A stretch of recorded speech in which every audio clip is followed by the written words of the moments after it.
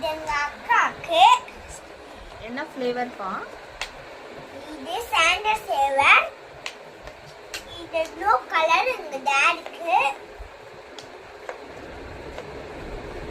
இந்த ஆரஞ்சு இந்த cream colour எங்க அம்மாக்கு. சூப்பரா இருந்தது. இந்த பர்ஃப்யூம் பிங்க் எனக்கு. இது எங்க டாடி. இது நான் எப்பயும் நாங்கள் உங்க வந்தமே அதுக்கு நான் இதை அச்சீவ் பண்ணேன்.